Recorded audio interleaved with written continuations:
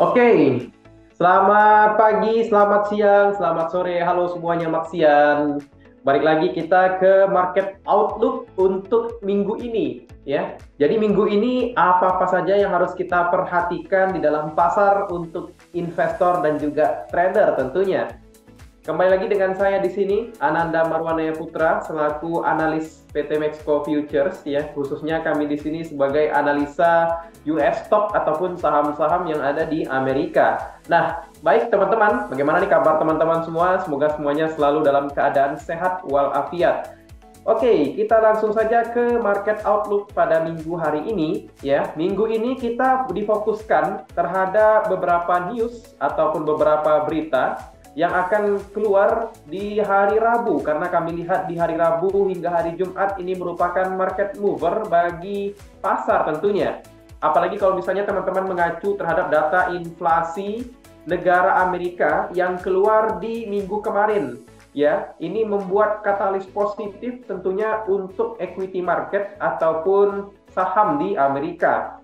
Karena kita tahu ya, faktor penurunan dari sisi indeks maupun saham-saham yang ada di Amerika itu dikarenakan angka inflasi yang ada di negara tersebut yang masih dikatakan sangat tinggi.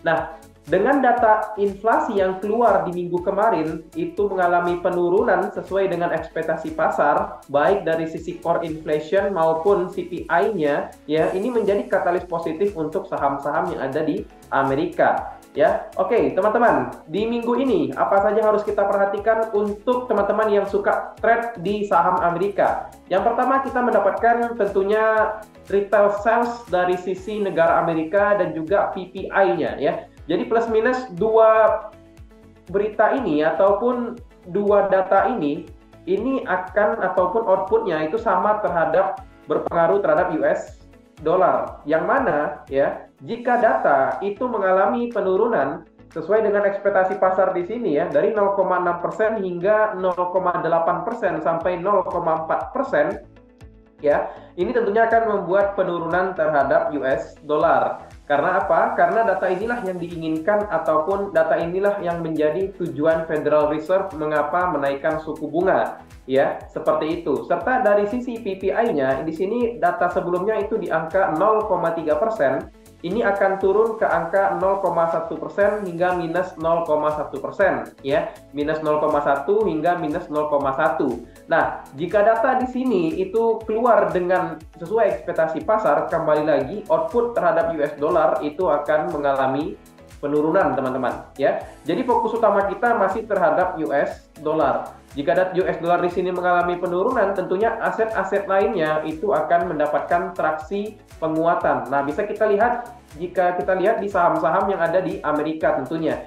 Ya, dari minggu kemarin hingga minggu ini itu semuanya kompak mengalami penguatan dari sisi segala sektor, baik sektor retail, sektor teknologi, sektor energi, sektor perbankan, hampir keseluruhan mendapatkan traksi penguatan seperti itu.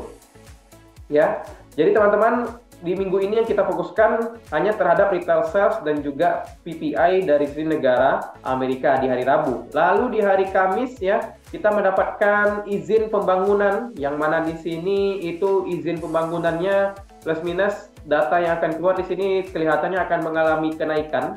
Ya, yang mana ini menjadi suatu koreksi terhadap US dollar ataupun penguatan terhadap US dollar. Tapi balik lagi ya, fokus utama kita masih terhadap angka inflasi seperti itu ya. Jadi cukup kita bisa lihat di angka inflasi tersebut untuk outlook kita ke seminggu ke depan seperti itu. Nah, lalu dari sisi laporan keuangan beberapa perusahaan di minggu ini ada beberapa perusahaan yang akan mengeluarkan laporan keuangan nih teman-teman ya.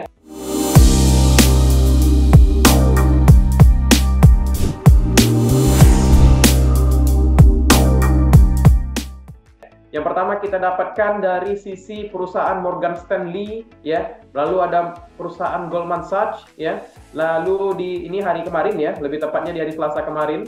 Lalu di hari Rabu ini plus minus tidak terlalu banyak perusahaan yang bisa dikatakan blue chip Amerika ya. Kita langsung ke hari Kamisnya.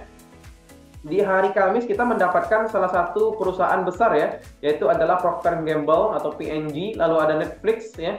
Ini akan menjadi tentunya market mover bagi indeks Nasdaq maupun indeks S&P 500 serta Dow Jones ya. Dan di hari Jumat ini kelihatannya tidak terlalu ada perusahaan-perusahaan besar yang akan melaporkan keuangan.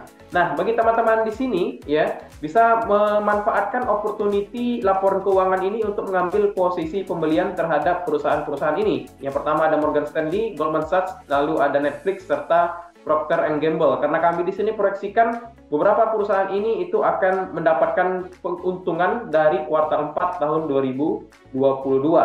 Seperti itu ya. Lalu kita sedikit akan analisa teknikal di sini teman-teman ya.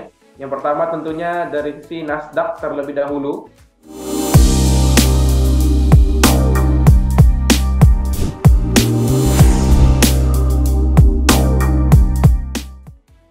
Nah, kalau teman-teman lihat di sini, ini merupakan time frame H4 ya. Nasdaq kalau teman-teman lihat di sini sudah masuk ke dalam zona resistennya ya. Nah, kalau teman-teman ingin mengambil posisi pembelian ataupun posisi pembelian di sini bisa manfaatkan candle spinning di sini untuk menjadi support bagi harga ya di area 11.500 dengan stop loss itu di area 11.400 dan target kenaikan itu ada di area ini ya teman-teman ya. Area resisten baru bagi harga yaitu di 11.800 ya. Target pertama dari si Nasdaq di sini ya. Seperti itu. Lalu untuk saham, nah kami ada beberapa saham yang cukup menarik teman-teman melakukan pembelian. Yang pertama itu kita ada Meta. Nah, kalau teman-teman lihat Meta di sini sudah ter-achieve dari sisi ataupun sudah ter-approve ya. Bullish dari sisi bullish flag ya. Nah, target dari bullish flag di sini ada di area 168. Dan saat ini harga masih di kisaran 135. Nah, kalau teman-teman ingin mengambil posisi pembelian, itu bisa menawar terlebih dahulu ke area 132 dengan pasang stop loss itu di area 123. Jadi RR-nya menurut kami masih bagus ya, 1/4 di sini. Dengan taking profit itu di area 169. Lalu perusahaan yang kedua untuk teman-teman bisa manfaatkan melakukan pembelian itu ada Alibaba ya. Kalau teman-teman lihat di sini Alibaba pun ada potensi sudah achieve ataupun sudah breakout terhadap konsolidasinya ya. Nah, di sini bisa kita lihat ya, ada bullish flag ya. Nah, oke.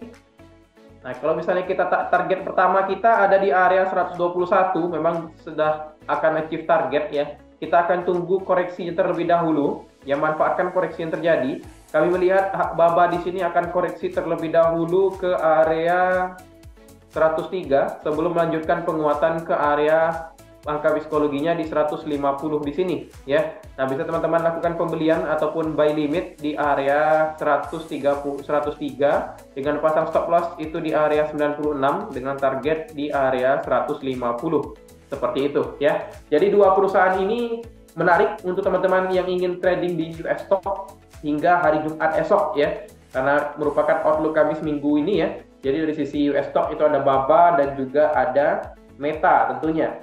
Tetap outlook kami terhadap equity market maupun indeks, ya baik indeks maupun saham itu akan bergerak bullish karena potensi penurunan terhadap suku bunga yang sebelumnya itu naik 50 basis point, itu akan dilakukan penurunan sebesar 25 basis point. Ya, ini menjadi katalis positif tentunya untuk saham-saham yang ada di Amerika. Seperti itu teman-teman ya, untuk outlook kita di minggu ini. Oke, mungkin sekian market outlook pada minggu ini. Terima kasih teman-teman yang sudah memperhatikan kami dari awal hingga akhir. Minta tolong untuk subscribe dan juga tekan tombol like serta tinggalkan kolom komentar. Di kolom komentar apa sih yang kurang dari market outlook kami agar kami bisa berinovasi ataupun evaluasi terhadap market outlook yang biasa kami suguhkan kepada teman-teman tiap minggunya. Oke, terima kasih Maxian. Selamat siang semuanya, selamat pagi dan juga selamat malam bagi teman-teman yang menonton.